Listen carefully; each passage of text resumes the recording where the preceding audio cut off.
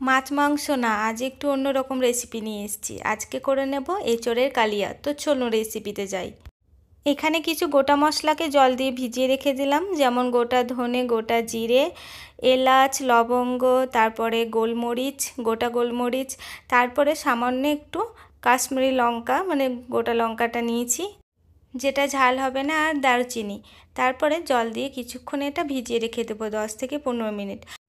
এইদিকে কড়াইয়ের মধ্যে সরষের তেল দিয়ে আলুগুলোকে ডুমো ডুমো করে কেটে ভালো করে ধুয়ে এটা ভেজে নেব লবণ আর হলুদ দিয়ে।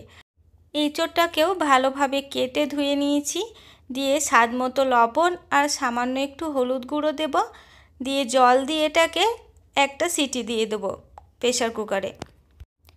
আর এদিকে কিন্তু আলুগুলো ভালোভাবে ভাজা হয়ে গেছে। এবার কড়াইয়ের মধ্যে সরষের তেল গরম হয়ে গেলেই দিয়ে দেব পেঁয়াজ বাটা। একটা মোটা সাইজের পেঁয়াজকে বেটে নিয়েছি। তারপরে একটু যখন কালারটা চেঞ্জ হয়ে আসবে, দিয়ে আদা, রসুন আর কাঁচা লঙ্কা বাটা দিয়ে দেবো। তারপরে আবারও কিছুক্ষণ নেড়ে গন্ধটা যখন চলে যাবে আদা রসুনের, তখন দিয়ে দিলাম ওই ভিজিয়ে রাখা গোটা মশলাগুলোকে পেস্ট করে। আবারও কিছুক্ষণ নেড়ে নেওয়ার পর দিয়ে দিলাম একটা টমেটোকে পেস্ট করে। এখানে কিন্তু আমি ধনে জিরে গুঁড়ো ইউজ করিনি, যেহেতু বাটা মশলায় আমি ধনে জিরে দিয়েছিলাম। তারপরে আবারও কিছুক্ষণ ওটাকে কষিয়ে নেওয়ার পর দিয়ে দিলাম সামান্য টক দইকে ফেটিয়ে, দিয়ে টক দইয়ের গন্ধটা যতক্ষণ না চলে যাবে ততক্ষণ কষিয়ে নেবেন। তারপরে এঁচোড়টা দিয়ে ভালোভাবে ঢাকা দিয়ে ঢাকা খুলে লো টু মিডিয়াম ফ্লেমে কিছুক্ষণ এটাকে কষিয়ে নেবেন।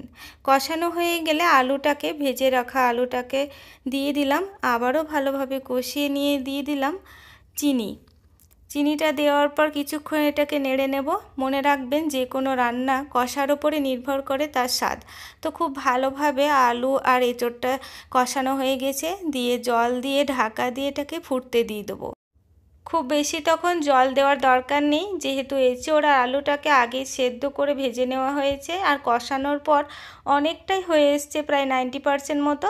তাই জল দেওয়ার পর কিছু মিনিট ফুটিয়ে নিলেই হয়ে যাবে রেডি। আর নামানোর আগে কিন্তু আমি একটু ঘি ছড়িয়ে দিয়েছি।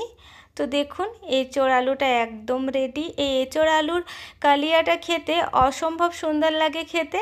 তো আপনারা অবশ্যই ট্রাই করবেন। আর এঁচোড় খাওয়া তো স্বাস্থ্যের পক্ষে খুবই ভালো, আপনারা জানেন। বাড়িতে অবশ্যই এই রেসিপিটা ট্রাই করবেন। আর এঁচোড়ের অন্য কোনো রেসিপি দেখতে চাইলে অবশ্যই একটা ছোট্ট কমেন্ট করে জানাবেন। আমার এই ভিডিওগুলো ভালো লাগলে অবশ্যই লাইক, কমেন্ট অ্যান্ড শেয়ার করবেন। এভাবেই পাশে থাকবেন, যাতে আগামী দিনে আরও ভালো ভালো রেসিপি আপনাদের সঙ্গে শেয়ার করতে পারি।